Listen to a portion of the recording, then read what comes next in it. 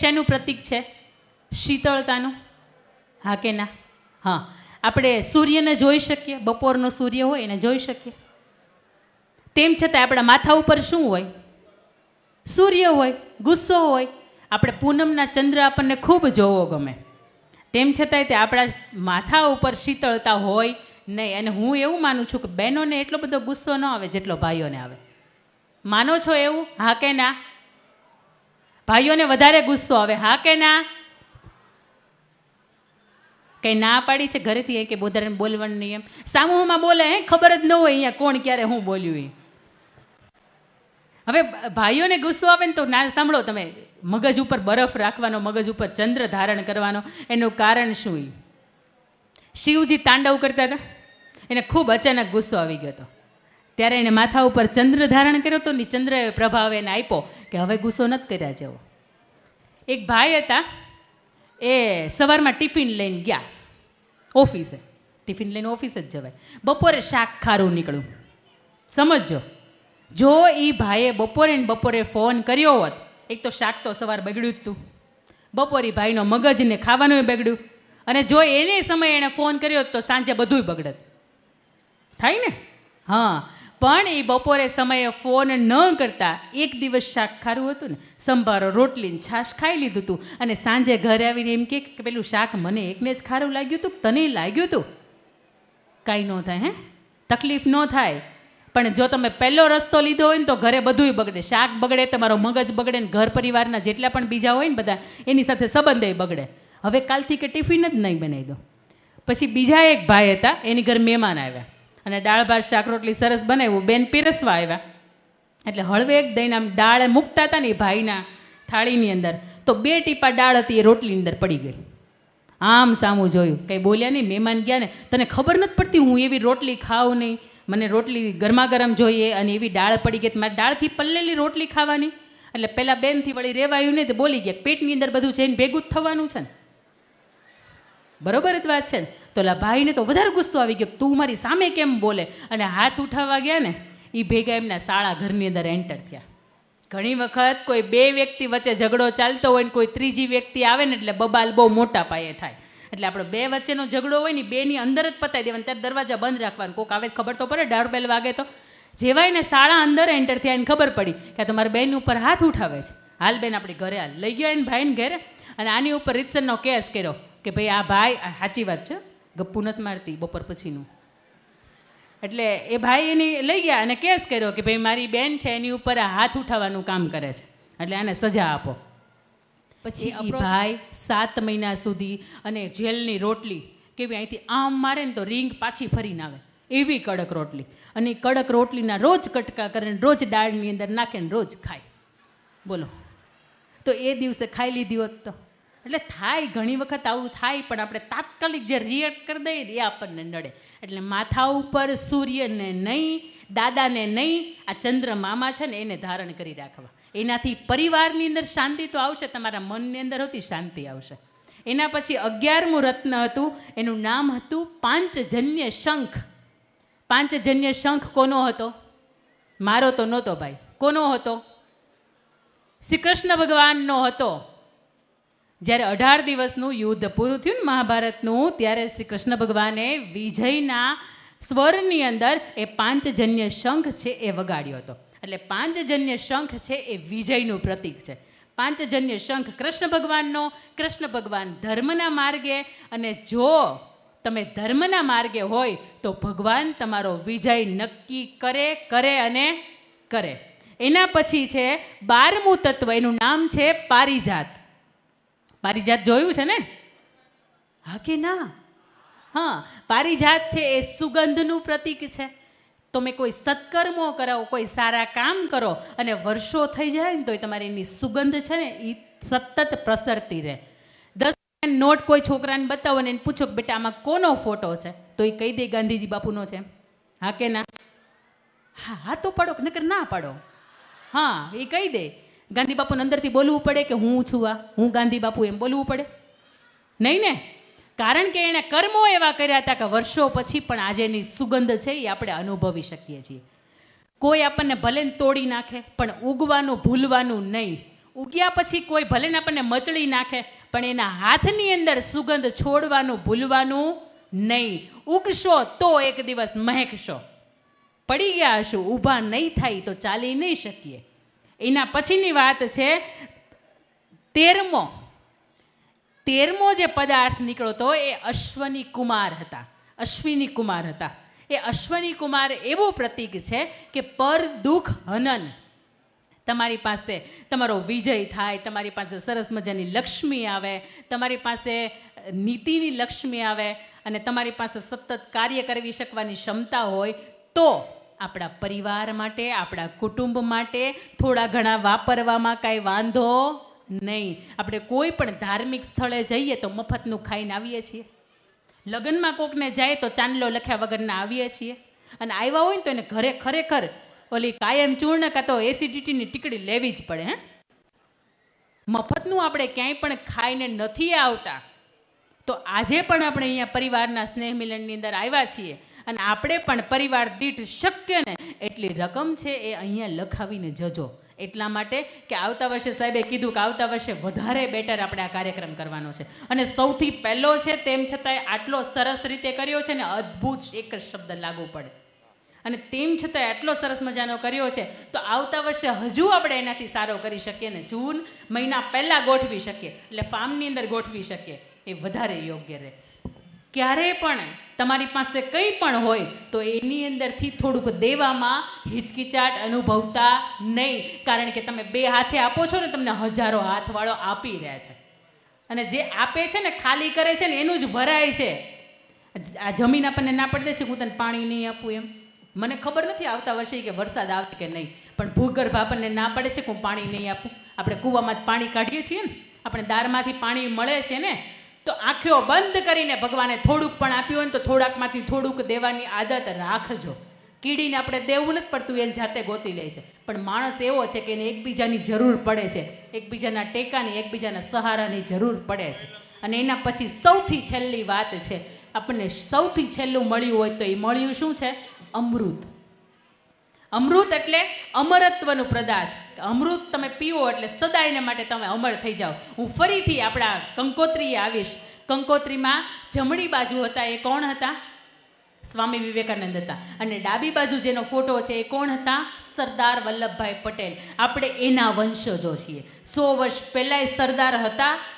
આજે પણ 2200 કરોડના ખર્ચે સ્ટેચ્યુ ઓફ યુનિટીમાં સરદાર છે અને આવનારા સમયની અંદર પણ સરદાર હશે. કારણ કે આ 14 પદાર્થ હતા ને એણે આત્મસાધ કર્યા હતા. આ વાત અહીંયા પૂરી થાય. અને સૌથી છેલ્લી વાત આપ સમક્ષ મારે પ્રસ્તુત કરવી છે કે સ્ત્રી હોય કે પુરુષ હોય, આપણે કોની ગોદની અંદર 9 મહિના રમ્યા છીએ અને પછી આ સૃષ્ટિ જોઈ, એ કોણ? એ તત્વ કોણ? એનું નામ શું? માં. હા કે ના? કોઈ વ્યક્તિ એવી નથી કે એનું ડાયરેક્ટ પ્રાગટ્ય થયું હોય. માના પેટની અંદર આપણે પાટા માર્યા છે, રમ્યા છીએ, ભમ્યા છીએ, અંદરની સૃષ્ટિનું આપણે જોઈ છે અને પછી 9 મહિના પછી આપણે ધરતી ઉપર જન્મ લીધો છે. માનું હૃદય કેવું હોય? તમને એક નાનકડો એક પ્રસંગ કહું. એક દીકરી હતી, કોલેજનો એક દીકરો હતો. એમને એકબીજાને પ્રેમ થઈ જાય અને એ દીકરી છે એ દીકરાને એવું કહે કે મને માનું કાળજું લાવીને આપ. એ દીકરો હોય એને તો દીકરી જ દેખાતી હોય. ઘરે આવે, રાત્રે પોતાની માને છાતીમાં ખંજર ભોકાવે અને એમાંથી માનું કાળજું હોય લઈને બહાર જતો હોય. અને જેવો પગથિયા ઉતરે ને, પગથિયામાંથી એના હાથમાંથી એ કાળજું છે એ પડી જાય અને એ કાળજામાંથી અવાજ આવે કે બેટા તને તો વાગ્યું નથી ને, આ માં છે. એણે રાત દિવસ નથી જોયા, એને ભાવતું નહોતું દૂધ, તેમ છતાં એણે ખાધું છે. એને ઊંઘ નહોતી આવતી, એનો વજન વધી ગયો તો 22ની જે કમર હતી એમાંથી 42 થઈ ગઈ હતી. તેમ છતાંય એણે તમને ઉત્તમ જીવન મળે એટલા માટે એણે સંઘર્ષ કર્યો છે.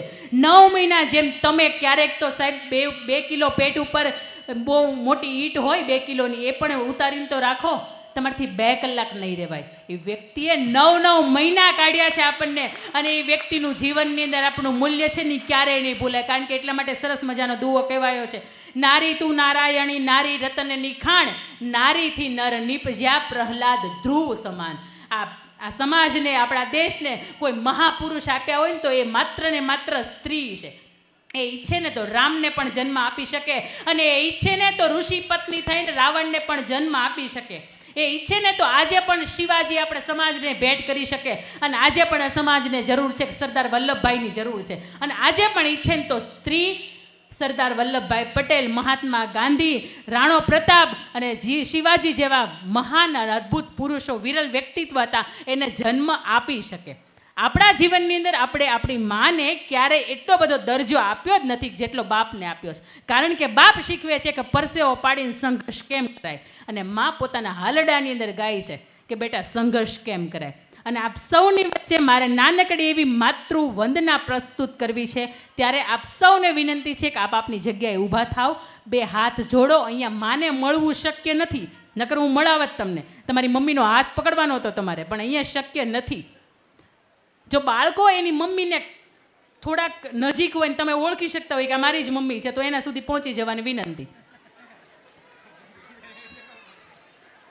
સામૂહિકમાં ખોવાઈ જાય. અને અહીંયા સમસ્ત બોરડા પરિવાર જ છે, તમારી મમ્મી હોય, મારી મમ્મી હોય, પકડી લેવાનો હાથ. ઈચ્છીશ કે દરેક વ્યક્તિએ માતૃવંદનાની અંદર જોડાય. ખૂબ સરસ મજાની તમે વડીલ વંદના કરી છે, તો આપણે અહીંયા માનું સ્થાનક પણ અહીંયા બેસાડ્યું છે, અને જેવી આ ભગવતીને આપણે સાચવીએ છીએ એવી જ આપણી માને આપણે સાચવવાની છે, અને એના પ્રત્યે આપણો રહેલો જે કૃતજ્ઞતા ભાવ છે એને રજૂ કરવાનો છે. એટલે હું ઈચ્છીશ આપ સૌ આપની આંખો બંધ કરો, બે હાથ જોડો, અને બંધ આંખની અંદર આપણે આપણી હયાત અથવા તો ફોટાની અંદર ટીંગાઈ ગયેલી માં છે એનો આપણે યાદ કરવાનો છે. મહેરબાની કરજો, આંખો નહીં ખોલતા. આ 3 કે 4 મિનિટનું જે સોંગ છે ને એની સાથે ઢળવાનો પ્રયત્ન કરજો. આપણી માએ આપણી માટે જે બલિદાનો કર્યા છે ને એને યાદ કરવાનો પ્રયત્ન કરજો. આમાંથી દરેક વ્યક્તિ એવી ઉપસ્થિત નથી કે જેની માને એ 2 મિનિટ માટે તે મળી શકે. ઘણી એવી માં પણ હશે કે ફોટા ઉપર ચડી ગઈ છે, સુખડનો હાર લાગી ગયો છે એને. પેલું સોંગ છે એ ચાલુ કરજો. હતો હું સુતો પારણે પુત્ર નાનો, રડું છેક તો રાખતું કોણ છાનો. મને દુખી દેખી દુખી કોણ થાતું, મહાહિતવાળી દયાળી જ માતું. હતો હું સુતો પારણે પુત્ર નાનો, રડું છેક તો રાખતું કોણ છાનો. મને દુખી દેખી દુખી કોણ થાતું,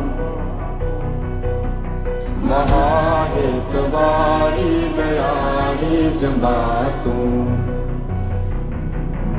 હતો હું સુતો પારણે પુત્ર નાનો, રડું છેક તો રાખતું કોણ છાનો.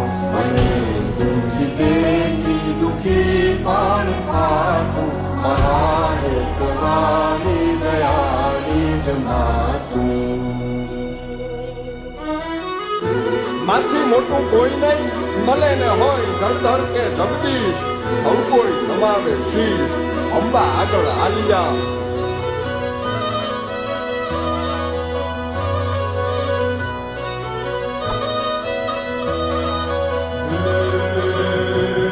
ભગવત તો વજીને સૌ ભવસાગર તરિયા,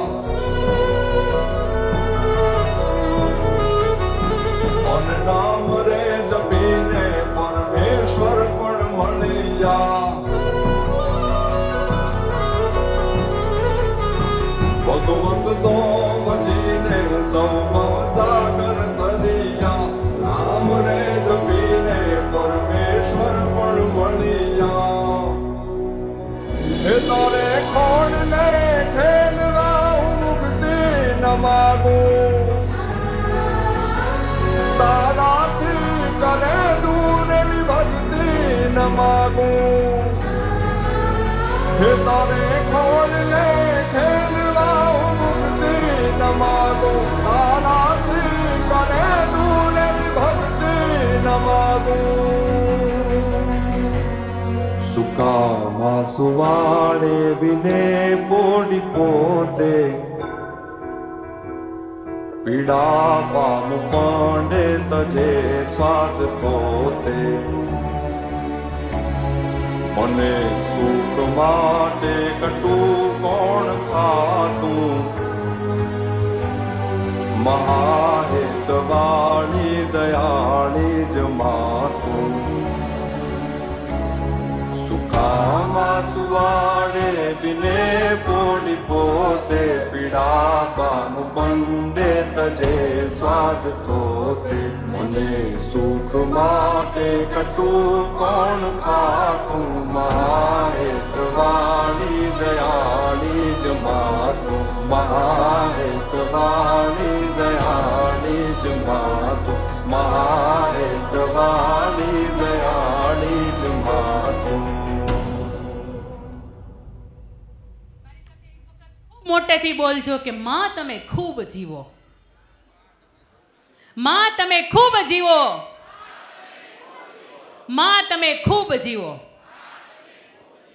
જેમ આપણી માને આપણે વચન આપીએ છીએ કે માં તારી આંખમાં કામ નહીં કરું, તો એક સંતાન તરીકે હંમેશા આપણા મા બાપને વચન આપજો કે માં તમારી આંખમાં આંસુ પડે, બાપ તમારી આંખમાં આંસુ પડે, એ કામ હું નહીં કરું. શક્ય એટલી આજીવન આ ખોળિયામાં પ્રાણ હશે ને ત્યાં સુધી હું તમારી સેવા કરીશ, તમારી વંદના કરીશ અને તમારો કહ્યો બોલ છે એ હું ઝીલીશ. માં મારી નાની મોટી પણ કોઈ ભૂલ થઈ ગઈ, કોઈ ક્ષતિ થઈ ગઈ તો એને માફ કરજો. અને માં તમારા બે હાથથી, બાપ તમારા બે હાથથી આ આશીર્વાદ છે એને સદાય મારી ઉપર રાખજો કે મારા જીવનના કષ્ટો છે ને એ દૂર થઈ જાય, કષ્ટભંજનને ભજવાની જરૂર ન પડે, સાક્ષાત મા બાપને ભજીએ ને તો. આપ સૌનો ખૂબ ખૂબ આભાર. આપની જગ્યાએ બેસી શકો છો. જય હિન્દ, જય ભારત.